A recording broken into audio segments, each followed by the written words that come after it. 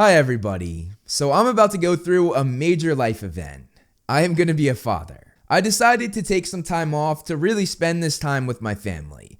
But I didn't want to leave you guys hanging, so I put together a few compilations of videos that I've made over the course of the last 8 years on this channel. This one will focus on the entire history of Hogwarts School of Witchcraft and Wizardry, going over the school's origin, the 4 founders, and how the school adapted and grew over the many years, finishing off with Harry's time at Hogwarts. There might be a bit of overlap, but each one is from a different perspective, so I think each one holds its own weight. If you enjoy this video, please consider liking and sharing. It will greatly help to grow and sustain the channel. And if you like what you see, hit that subscribe button, and you can also follow me on all of my other social medias, all of which are linked down below, and all of which house similar content that I make here on this channel. Now, sit back and enjoy. Our story starts in 990 AD, almost exactly 1,000 years before the Harry Potter books took place in 1991.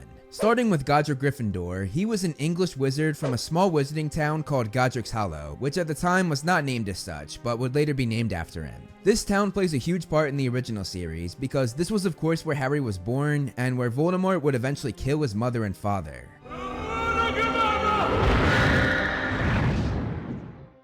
Godric was regarded as one of the most brilliant wizards of his time, and he was known for his bravery and skills as an accomplished dueler. While those were good things he was remembered for, there were also some bad things as well. This was due to his work with goblins, more specifically the king of the goblins at the time, Ragnarok I.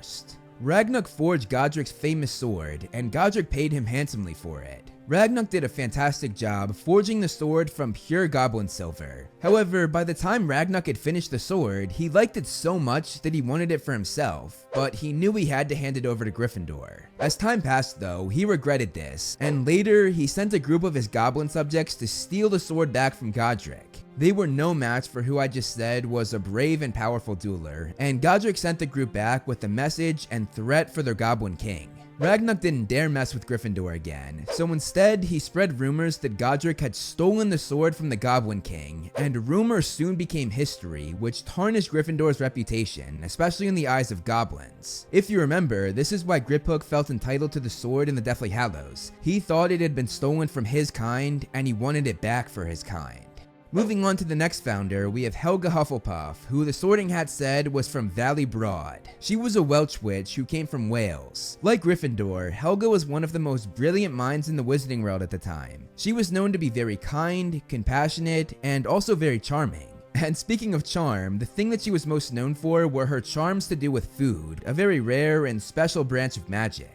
Moving on to Salazar Slytherin, he was a pureblood wizard, and like Gryffindor and Hufflepuff, he was one of the most brilliant minds of his time. Are you seeing a pattern here? They're all very smart. Slytherin was a very skilled legilimens, meaning he could read people's minds, something that his descendant Tom Riddle, aka Lord Voldemort, would be a master of as well. Salazar was only the second wizard in history to have the ability to speak to snakes. He spoke the language Parseltongue, making him a parcel mouth, which only Herpo the Foul had been able to do before him. Salazar not only followed in Herpo's footsteps with Parseltongue, but also with his fascination in the creature's basilisks, which Herpo had actually discovered. He was the first to ever breed the creature. Slytherin would eventually make his own wand made of snake wood, and he made the core of the wand house a basilisk horn. He taught his wand the unique ability to sleep when commanded in Parseltongue, which would play a huge role in the origin story of the American wizarding school Ilvermorny. And finally, we have Rowena Ravenclaw, a Scottish witch. Though the other 3 were brilliant, Rowena was even more brilliant, as she was known for her intelligence as well as her creativity. Rowena is the only one of the 4 founders to have a child, at least that we know of, and she eventually gave birth to her daughter Helena Ravenclaw. Leading up to the formation of Hogwarts, Godric and Salazar were best friends, and meanwhile Helga and Rowena were best friends. This was a time when witches and wizards were being found by suspicious muggles, which wasn't the Salem witch trials, but was another time in wizarding world history where muggles were suspicious of sorcery. Because of this, the 4 greatest minds at the time came together as the 2 pairs of best friends decided they should create a place where young witches and wizards could practice magic without being prosecuted. Shortly after making this decision, Rowena had a dream one night that a warty hog led her to a cliff by a lake, giving her both the location and the name for the school, turning the warty hog into Hogwarts. Together, they found this location in the Highlands of Scotland, and it was even more perfect than they had imagined. The four of them began to build the castle and created the magnificent school we've all grown to love. The pensive at Hogwarts actually predates the creators of the school, meaning it was created before 990 AD. It went on to hold the memories of almost every headmaster and headmistress in Hogwarts history. There is also a legend that says that the four founders of Hogwarts discovered the pensive half buried in the ground on the very spot where they decided to build the school. Around the castle was an extensive school grounds, which included sloping lawns, flower beds, vegetable patches, the Black Lake, a large and dense forest filled with many magical creatures, several greenhouses, and other outbuildings. The four founders made the school impossible to find, as it was unplottable. To Muggles, the school appeared to be ruins of a fallen castle and several warning signs of danger, meaning those prosecuting witches and wizards wouldn't enter, and even if they did, the founders put all sorts of charms to keep them out.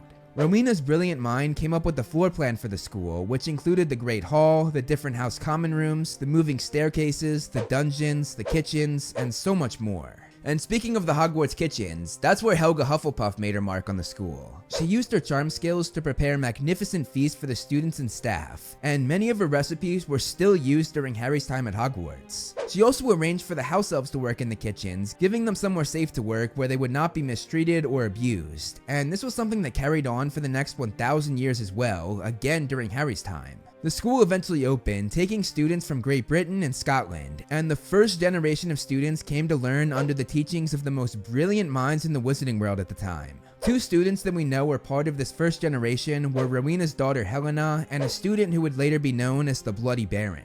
The four founders decided to make their own houses of students, each one named after them. Gryffindor, whose logo was a lion, Hufflepuff, whose logo was a badger, Slytherin, whose logo was a snake, and Ravenclaw, whose logo was an eagle. Though Slytherin was often looked down upon for only wanting a certain type of student, more specifically pureblood students, he actually wasn't the only one.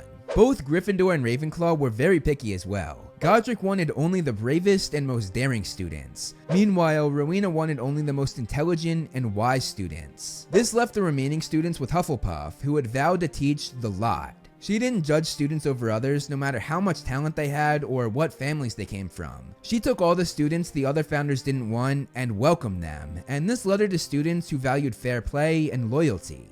The founders soon grew tired of handpicking their students every year, which was a long process as they would have to interview each new student, discuss with one another, and sort them accordingly, which took many hours. Before one school year, Godric said to hell with this, took off his hat, and he had the four of them jointly enchant the hat, giving it the power to sort students into the correct house in just seconds. Gryffindor! It became one of the cleverest enchanted objects most witches and wizards would ever see. It literally contained the intelligence of each founder, could speak, and was skilled at legilimency, the act of reading minds, which enabled it to look into the wearer's head and divine his or her capabilities or mood. The sorting hat ensured that there would be a way to sort students even after the four founders were gone, and as we see, even 1,000 years later, it's still doing its job. After a few years of a peaceful start to the school, Salazar Slytherin began to grow distrusting of the Muggle families they were taking Muggle-born students from, and he decided he did not want any more mudbloods. When he voiced this to the other founders, they refused to hear him out. The other three believed that they should allow all students to come to Hogwarts no matter what their blood purity was. This made Slytherin furious, and a huge argument broke out between himself and his best friend Godric, which might have even led to a duel. Ultimately, Gryffindor came out on top, and whether that was through his words or by force, we don't know. But what we do know is that Slytherin left the school after that. Before he fully left, however, Slytherin had a master plan that would make the other founders regret letting Muggleborns into their school. Salazar built a chamber underneath the castle, and he bred a basilisk, the creature he was so fascinated with, and hid it in the chamber, which would later be dubbed the Chamber of Secrets. Just like his wand that he could put to sleep, he used the same technique on the basilisk so it wouldn't age. And then one day when his heir came to the school, he would wake it up and release the beast to kill the Muggleborns. This of course didn't happen until 1942 when his descendant and heir Tom Riddle, aka Lord Voldemort, opened the chamber, and this led to the death of one Muggleborn student named Myrtle, which granted was not the body count Slytherin had hoped for with only one death, but it was still something nonetheless. Before Salazar Slytherin died, he actually allowed a select few to visit the Chamber of Secrets in the depths of Hogwarts. This is why the secret chamber that no one should have known about but Slytherin became the talk of myth and rumors. Whoever he let down there spilled the secret.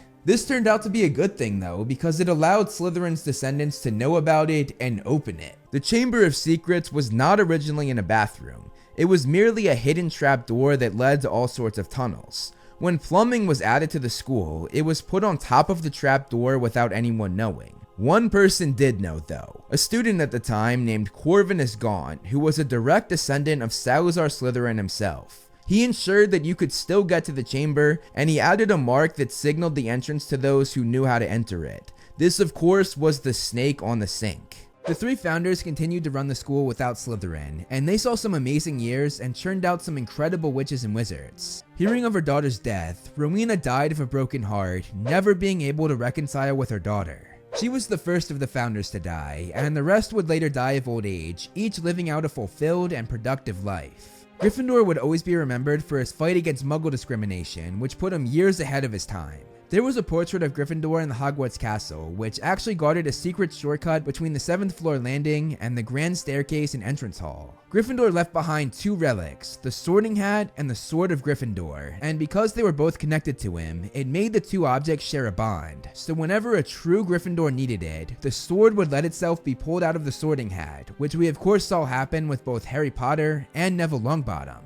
Helga Hufflepuff was remembered by her students perhaps more than any of the other founders because there was a constant reminder of her in the Hufflepuff common room. There she was depicted in a portrait where she was toasting every generation of her students, proudly holding up her golden cup, aka her Hogwarts relic. That relic would be passed down in her family for generations, eventually reaching Helga's descendant Hepzibah Smith, who was unfortunately killed by her former friend's descendant Tom Riddle, which he did to steal that very cup. Slytherin had a portrait in the castle as well, which, like Gryffindor's portrait, guarded a secret passageway. As I mentioned earlier, Slytherin's wand played a huge part in the origin story of Ilvermorny, the American Wizarding School, and the wand that he made would eventually be buried outside of the school, and from it, a snakewood tree was born, snakewood of course being what the wand was made of, and the tree grew leaves that had restorative powers. Rowena would always be remembered for her great intelligence, and she too had a portrait in the castle. Fittingly, her portrait told students about the origin of Hogwarts and the four founders straight from one of the four founders themselves. These four witches and wizards created a legacy that would live on for so many years after they were gone. Because of them, they shaped the mind of some of the greatest witches and wizards to ever live, and they helped establish the wizarding world that we've all come to love. When the four founders built Hogwarts Castle, they added a small locked tower. In that tower, they placed a book, which was bound in peeling black dragon hide, along with a small silver ink pot, which to this day still remained empty, and a faded quill that came out of it. These are the Quill of Acceptance and the Book of Admittance. They are the things that select the students for Hogwarts School of Witchcraft and Wizardry. So how do they work? Well, at the precise moment that a child first shows signs of magic, the quill floats up out of its ink pot, which as I said is empty, and attempts to inscribe the name of that child in the Book of Admittance. Because there's no ink, no one is quite sure what comes out of the quill as it writes, but it's a silvery fluid that flows out of that enchanted quill. Every time the quill is ready to write in the book, however, it does not mean that the book will allow it to do so. The quill is much more lenient than the book. While a mere whiff of magic suffices for the quill, the book will often snap shut, refusing to be written upon until it receives sufficiently dramatic evidence of magical ability from that child. A prime example of this is Neville Longbottom, who shifted his blankets right after he was born with magic. The quill tried to write in the book, but the book snapped closed, not entirely satisfied with that tiny whiff of magic.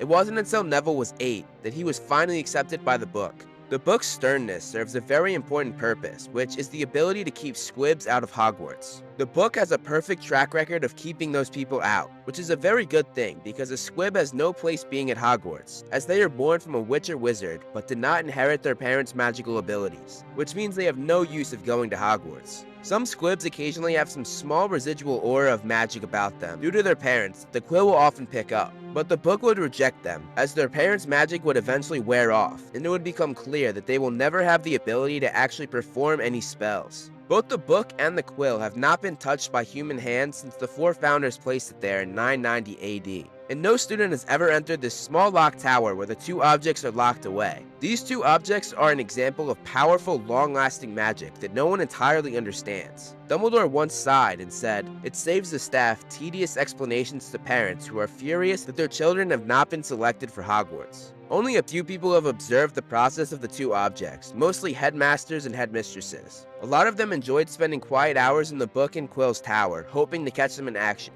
The quill's sensitivity, along with the book's implacability, have never made a mistake. Perhaps the most interesting and notable squib was a man named Angus Buchanan, who is a character that is from deep Harry Potter lore. He came from a wizarding family that lived in a village on the Scottish borders. Angus was one of 11 children, being the 3rd son. As time went on, he watched his older brothers and sisters get their Hogwarts letters and head off to start their magical training. Their father was described as fierce, and he was also boastful, proud that all 11 of his children were magical. However, he had no clue that his 3rd son Angus had no magical ability. Mr. Buchanan had gone as far to say that a squib in the family was a sign that their family was in decline, and that if there was a squib, they would be cut out entirely. This of course made Angus want to hide the fact from his father that he himself was a squib. Luckily, his brothers and sisters, who were all very fond of him, helped protect him. They all ensured that their parents did not find out the true nature of Angus, and this worked very well. Angus played it off so well that when his father trained him and his siblings by shooting curses at them, he learned to simply dodge these spells, making it seem as though he was blocking them, never being hit by one. The cover-up that Angus and his siblings started was rather innocent at first, but quickly, this lie became harder and harder to keep, especially when the time came for Angus to get his Hogwarts letter and start his magical training. It quickly became clear that they could not keep this sham going on for much longer, but somehow, they successfully kept it going. When Angus's Hogwarts letter didn't arrive, his panicking sister Flora forged one, which kept the parents in ignorance for several more weeks. Angus was scared of his fierce father, and he played along with his older brother and sisters, desperate not to upset Mr. Buchanan. His siblings took him to Diagon Alley, where they bought him a wand, pretending that it had chosen him, clearly taking this lie even further. When it came time to go to Hogwarts, his brother Hamish took him to school on the back of his broomstick. This was about 4 years before the Hogwarts Express was put into place. They all hoped that if he was already there, Angus would be allowed to stay, or at best, the school might be able to pull some sort of magic out of him. This led to an event that had never happened before, and it would never happen again. When the sorting ceremony began, Angus, in sheer desperation, threw himself ahead of a girl whose name had been called, and the sorting hat was actually placed on his head. The fact that he actually made it this far is remarkable, and you really have to give credit to him and his siblings. However, this is where the sham was finally exposed. The sorting hat announced kindly that the boy beneath it was a good-hearted chap, but he was no wizard. The sorting hat taking the time to announce that Angus was kind-hearted really shows how good of a person Angus really is. But getting back to the story, this moment was a sight that would never be forgotten by those who witnessed it, and it would be one of those legendary stories that would be passed down to students for years. The tale that we're going to focus on today is the tale of the 4 Hogwarts Relics. I'm going to go over each relic's journey from their creation to their finish. Let's start with each of their creation. The story actually begins with the beginning of Hogwarts itself in the late Middle Ages. It was founded by 4 people: Godric Gryffindor, Helga Hufflepuff, Rowena Ravenclaw, and Salazar Slytherin. After founding Hogwarts, each of them came up with a magical item that was made specifically for their name and their house. For the Sword of Gryffindor, Godric had goblins make it because they were the most skilled metalworkers in the entire magical world, and because it was made by goblins, the sword was therefore enchanted. One specific power the enchanted sword had was that it became stronger the more it was used, because it took in anything that pierced its metal, whether it be poison, certain spells that hit it, or whatever else it could encounter. The goblin that fashioned it was named Ragnuk. Ragnuk fashioned the sword from pure silver, and it was inset with rubies. Gryffindor also had Ragnuk engrave his name in the hilt. It was perfectly made to all of Gryffindor's specifications. To goblins, they believe that even if they make an item for a witch or wizard, that witch or wizard is merely borrowing it, and once they die, they are to give it back to the goblins. However, when Gryffindor died, the sword disappeared and only reappeared to a true Gryffindor, something that meant it stayed with witches and wizards and was never in the grasp of any goblins, at least not yet. While the Sword of Gryffindor was made by goblins, Slytherin's locket was actually made by Salazar Slytherin himself while at Hogwarts School of Witchcraft and Wizardry. When he made it, he enchanted it so that only a Parselmouth being somebody that can speak the language of snakes' Parseltongue, could open it. This was a rare ability, and over the years, Parseltongue was pretty much only spoken by those that were descendants of Slytherin himself. So just like the Sword of Gryffindor that only presents itself to a true Gryffindor, Slytherin's locket sort of has the same idea, as only a true descendant of Slytherin could have access to his locket. As for the creation of Ravenclaw's diadem, it was just a normal everyday object, but Rowena Ravenclaw, being a very skilled witch, enchanted the item herself. She charmed the object to make it so whoever wore it would have an increase in intelligence and it would make them much wiser. And finally, the creation of Hufflepuff's cup. Like Slytherin, Hufflepuff also created her own relic. It was described as being a shiny golden cup with two finely wrought handles on either side and a badger engraved on its surface. It contained many magical powers, though unlike the other relics, these powers were kept a secret, and almost nobody besides Hufflepuff herself and a few others knew what they were or how to spark the cup's powers. Helga Hufflepuff was well known for creating the kitchen and the Great Hall in Hogwarts where students would eat, as she was very gifted with food-related charms. She was also the one to hire house elves, who for the rest of time were the cooks for Hogwarts, and the cup happened to be one of the very first dining utensils. The house elves were among the very few who knew about the cup's powers, and the cup actually assisted the house elves in transporting the food from down in the kitchens to up on the tables in the Great Hall. So what happened to the four relics after the four founders died? I already explained that the Sword of Gryffindor disappeared after Godric died, and would only present itself to true Gryffindors. It presented itself to many Gryffindor students over the next 1,000 years, oftentimes coming to them in their time of need or when they were in great danger. When Slytherin died, his locket was passed down in his family line, going from ancestor to ancestor for the next 1,000 years, and as was Hufflepuff's cup. Both of these relics stayed in their rightful families, and most witches and wizards that got them kept this sort of hushed up, not wanting anybody to try and steal their precious family heirloom. Ravenclaw's diadem had a bit of a different path, however. The diadem was lost before Rowena even died, which made the relic take on the name the Lost Diadem. This was the work of Rowena Ravenclaw's own daughter, Helena Ravenclaw. Helena deeply envied the attention her mother received, and she stole the diadem for two reasons. One, to spite her mother, and two, to use the diadem's power to make herself more intelligent and wiser, desperately hoping that this would give her a leg up on her mother. Rowena eventually became fatally ill, and in spite of Helena's betrayal, she wanted to see her daughter one last time. Rowena sent the Baron to find her, a man who was in love with her daughter. The Baron eventually caught up with Helena in an Albanian forest, and there, Helena hid the diadem in a hollow tree. Helena refused to go with the Baron, and in his anger, the Baron stabbed the woman he loved. Horrified by what he had just done, the Baron stabbed himself as well, and both of them died, only to become ghosts who now floated the halls of Hogwarts. Helena was named the Grey Lady, and the Baron was named the Bloody Baron. This was because his clothes were stained with the blood from Helena's murder and his suicide. The Baron bound himself in chains as an act of penance, forever punishing himself for the biggest mistake of his life that haunts him every day. Helena became Ravenclaw's official ghost, and the Baron became Slytherin's official ghost. The two had little to no contact with one another. The Baron gave Helena space, knowing that he had lost her forever. Most everyone in the castle, for centuries to come, never knew how the two died, nor why the Baron was covered in blood. Nearly Headless Nick, when asked about why he was covered in blood, said in a fearful voice, "I never asked." The diadem was left in the hollow tree in the Albanian forest next to their dead bodies, and it would be lost for the next 1,000 years, Helena being the only person aware of its location, as she hid it before the Baron knew she had it. Slytherin's locket eventually made it to one of Slytherin's descendants named Marvolo Gaunt. Marvolo, a horrid man with a terrible temper and a violent streak, had 2 kids, Merope and Morphin Gaunt. Merope was in love with a muggle boy who lived down the road named Tom Riddle, and when Marvolo and Morphin got themselves arrested and sent to Azkaban, Merope used a love potion on the muggle boy, and while Tom was under the love potion, Merope became pregnant. She stopped giving Tom the love potions, hopeful that he would still love her even without it, but as soon as she stopped, he came to his senses and left Merope alone and pregnant with their son.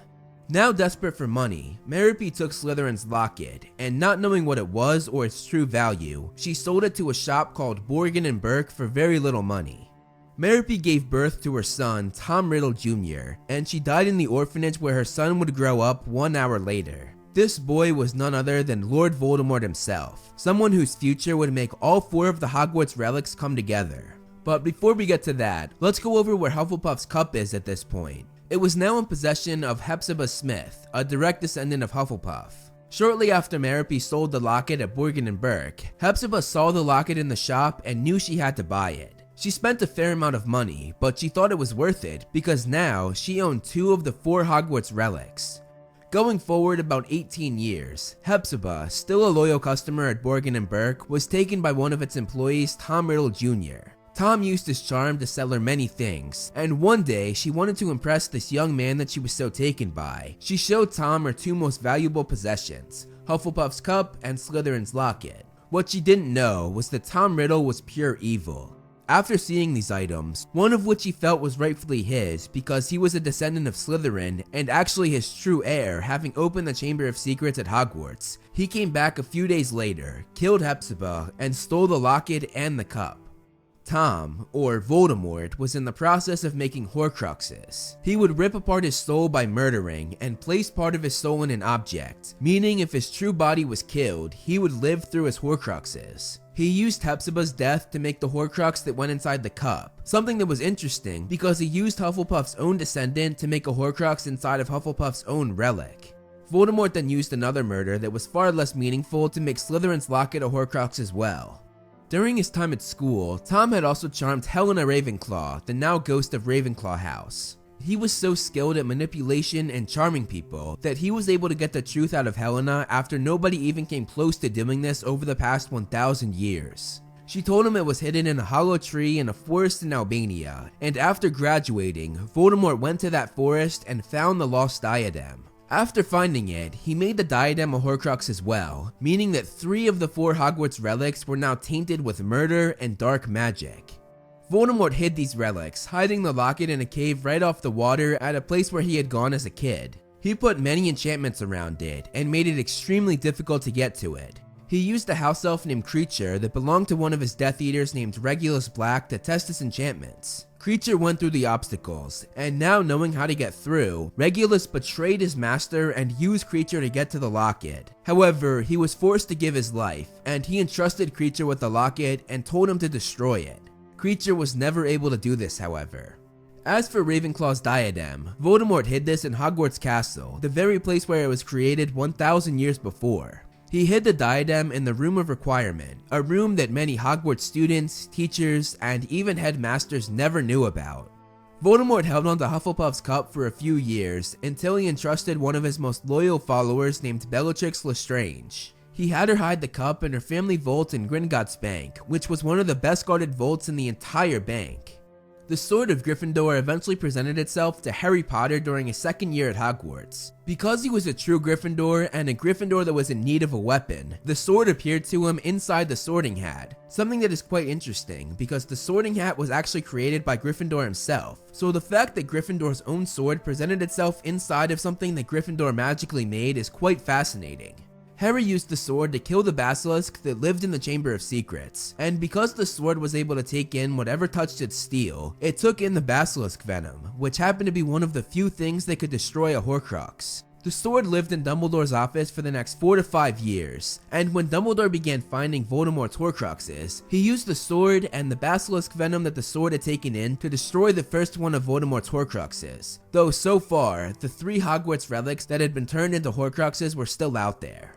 The locket was eventually stolen from Kreacher by Mundungus Fletcher, who then had it taken from him by Dolores Umbridge, who then had it stolen from her by Harry, Ron, and Hermione when they broke into the Ministry of Magic.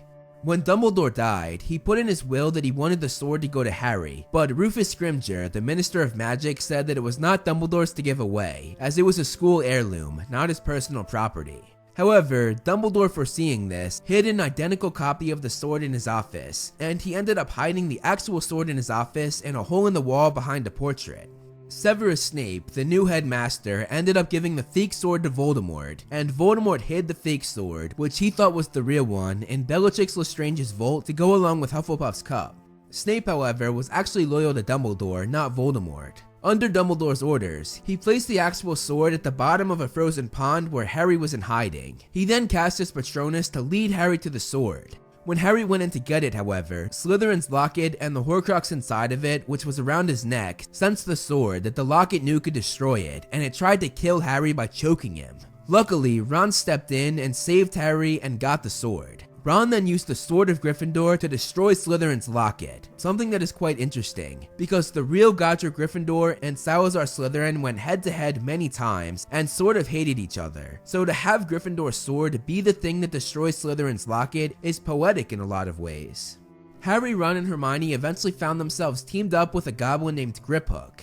Griphook was still angry about Gryffindor stealing the sword from King Ragnarok, something that his race had not forgotten even after all these years, and Griphook was determined to redeem his race's former king and all the goblins by being the one to get their heirloom back from wizard kind. He made a deal with the trio, saying that if he helped them break into Gringotts, then he would walk away with the sword. The trio agreed, though they had no intention of giving Griphook the sword because it was the only thing they had to destroy the remaining Horcruxes. Griphook sensed their deception, and when they were in the vault, he took Hufflepuff's cup while Harry had the sword, and forced Harry to trade with him. Griphook basically left them for dead, saying he promised to get them in, but he didn't say anything about getting them out. Luckily, the trio escaped with the cup, and they made their way to Hogwarts. In the movie, Griphook was among the goblins that were slaughtered at the hand of a furious Voldemort after Voldemort found out that Harry had stolen his Horcrux inside of Hufflepuff's cup. We then see the sword disappear, as Griphook was no Gryffindor, and he was certainly not worthy of the weapon.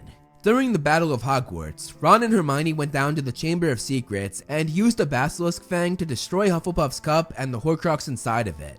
Meanwhile, Harry discovered Ravenclaw's diadem in the Room of Requirement where Voldemort had hidden the object. During a fight in the room, the diadem and the Horcrux inside of it were destroyed by Fiendfire, another one of the few things that can destroy a Horcrux. And thus, 3 of the 4 Hogwarts relics were now destroyed. The only one remaining was the Sword of Gryffindor, which was still gone after disappearing from Griphook's hands. Toward the end of the Battle of Hogwarts, Neville Longbottom, a true Gryffindor, was presented with the sword, and it once again came out of the sorting hat.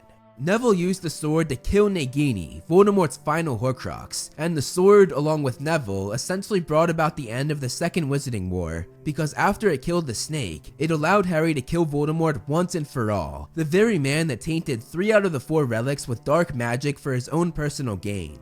The sword stayed in the possession of Neville for a while. It's unknown for how long, but eventually the sword would disappear and would present itself to another worthy Gryffindor in need. And being the last relic, it would continue to do this for the rest of time. Throughout the books, we always see that the portraits of the headmasters and headmistresses are sleeping, and extended lore tells us why that is. It's because all of them are painted long before their living selves die, with the intention of them observing and learning from their living selves. And the majority of that time ends up being their original selves sleeping, which they do 8 hours a day, hence why the portraits copy this. Hogwarts, of course, had its own league with 4 teams, one for each house: Gryffindor, Ravenclaw, Hufflepuff, and Slytherin. Each house plays each other one time during the course of the school year, resulting in 3 games for each team and 6 games in total for the school to enjoy. Because there are so little matches, each one is highly anticipated by both students and teachers. Who plays in the finals for the 7th game is determined on the total amount of points each team has after they played the other 3 houses. The winner of the final gets the Quidditch Cup, which is an enormous silver trophy that has been used since the start of Hogwarts Quidditch, most likely in the 15 or 1600s. The cup stays in the winning team's head of house office until the following year. Before the Hogwarts Express, students used all different means of transportation to get to Hogwarts, including riding broomsticks, carriages, riding magical creatures, and some even tried apparition, which always ended badly considering that the school has enchantments to stop people from doing this. Later on, the ministry tried to employ the use of portkeys, but this proved difficult as a third of the students would miss it and not show up. So finally, they decided they needed a new plan, which brought forth the Hogwarts Express. The Hogwarts Express was brought to fruition by Minister of Magic Adeline Gamble, who was fascinated by Muggle trains. To build it, it was a mass operation that involved 167 memory charms and the largest ever mass concealment charm performed on the Muggles that built it for them. After it was built, they added some magical modifications to it. Hogwarts and Beauxbaton have faced each other 125 times in the Triwizard Tournament, and the current record has Beauxbaton with 62 wins, while Hogwarts has 63. There have been several attempts to remove Peeves the Poltergeist from Hogwarts Castle, the most recent and most disastrous one being in 1876. The caretaker at the time, Rancorous Carp, devised an elaborate trap. He put a number of weapons that he knew Peeves could not resist in an enchanted glass jar. When Peeves was baited, the glass jar, which had a containment charm on it, fell over the poltergeist. However, Peeves broke through the glass and was now armed with the many weapons that were inside the jar, including a crossbow and a mini cannon. The castle had to be evacuated as Peeves threatened everyone with death. There was a 3-day standoff, which ended with the current headmistress, Professor Mole, agreeing to sign a contract that allowed Peeves additional privileges that he did not have before. A hat stall at Hogwarts is when, during the sorting ceremony, the sorting hat takes longer than 5 minutes to decide a student's house. This is very rare, only occurring once about every 50 years. The closest anybody got to this in Harry's time at Hogwarts was actually Hermione Granger, as the hat took 4 minutes trying to decide between Gryffindor and Ravenclaw. When Minerva McGonagall got sorted, she had a hat stall, as the hat was choosing between Gryffindor and Ravenclaw, ultimately landing on Gryffindor. Meanwhile, Phileas Flitwick had the opposite, as the hat was also choosing between Gryffindor and Ravenclaw, but the outcome was choosing Ravenclaw. When McGonagall and Flitwick worked together at Hogwarts, each being the head of their respective house, they joked about how, if not for those crucial moments in their youth, they might have exchanged positions, McGonagall being the head of Ravenclaw and Flitwick being the head of Gryffindor. Professor Kettleburn, the Care of Magical Creatures professor before Hagrid, caused many disasters with the beast he looked after, including catching the Great Hall on fire with an Ashwinder. He messed up so many times that he was put on probation no less than 62 times. Before retiring, Kettleburn had lost an entire arm and half a leg, showing how dangerous some of those beasts could be when you underestimate them. And you know, when you don't have the size, strength, and skin of a literal giant. That helps too.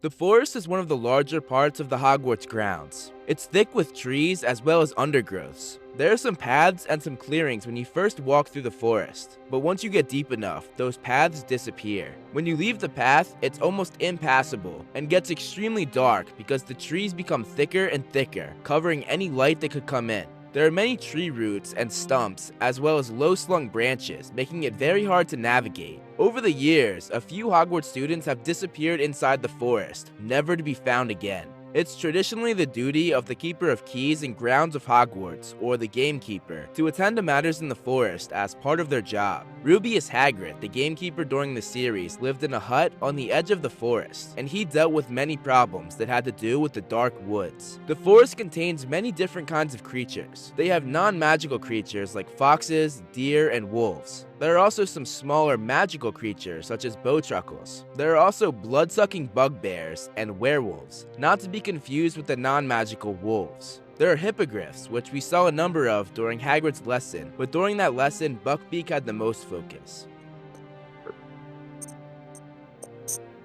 There are also unicorns, which we saw twice in the series. Once in the Philosopher's Stone, when Quirrell was drinking the dead unicorn's blood to keep his master, Lord Voldemort, alive. It is a terrible crime to slay a unicorn. You have slain something so pure. From the moment the blood touches your lips, you will have a half-life. A cursed life.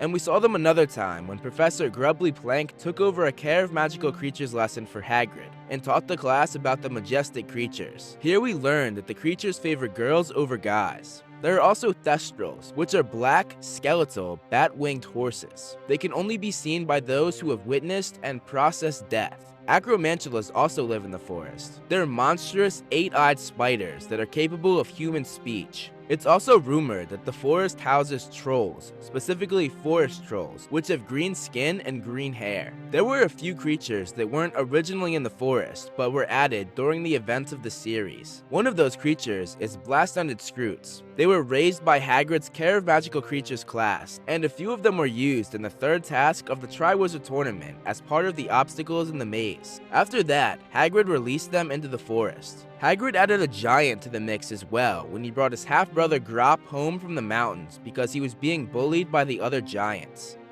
Robbie, that is not polite. We do something. What about this? You do not grab, do you? And of course, we can't forget about the Ford Anglia. Technically, it's not a creature, but it displayed many beastly behaviors after running wild in the Forbidden Forest for months. When Ron and Harry discovered it again, it was smeared with mud, covered in tree branches, and had gone a bit feral. Harry, it's our car. Look, the forest has turned it wild. Arguably, the Acromantula might have been added to the forest as well, once again because of Hagrid. He helped Aragog escape into the forest after they thought that he was the monster that was in the Chamber of Secrets. He then brought Aragog a female Acromantula named Mosag. She became his wife, and they had hundreds of children. It's certainly true that the spiders that Ron and Harry saw in the forest were there because of Hagrid, but it's very possible that there were already Acromantula in the forest at that point. 50 years after Aragog was saved by Hagrid, Aragog indirectly saved Hagrid from life in prison. He helped Harry and Ron put together that Hagrid wasn't the culprit who had opened the chamber, and that the girl that had died when it was opened was Moaning Myrtle. He of course was about to let his children eat Ron and Harry, but because they escaped, this information helped them close the mystery. Aragog died 4 years later, and Hagrid had a funeral for him on the edge of the forest. And we can't forget about the creatures that were touched upon the most. Centaurs. They live in colonies and are stargazers that can predict the future by looking up at the night sky. Centaurs hated humans, most likely because of the way that they were treated by wizards and witches. A centaur named Firenze, who lived in the forest, didn't follow the centaur's belief of not intervening in human affairs. In the Philosopher's Stone, he saved Harry from Voldemort, which made the others in his colony very angry, thinking that he messed with the destiny of the stars. And during the events of the Order of the Phoenix, he was banished and attacked for accepting a job to teach divination at Hogwarts as a favor to Albus Dumbledore. Hagrid had to intervene when the other centaurs went after Firenze, and Hagrid just might have saved his life. Later that year, the centaurs were approached by Dolores Umbridge, who insulted and attacked them. Half-breed.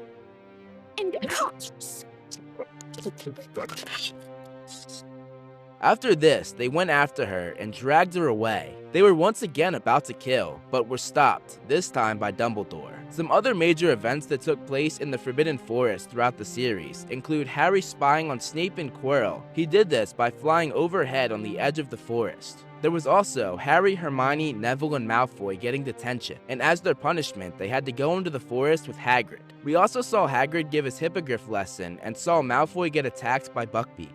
It's killed me. It's killed me. Later on, Harry and Hermione rescued Buckbeak by bringing him into the forest. The forest is also where Remus Lupin ran when he was transformed into a werewolf.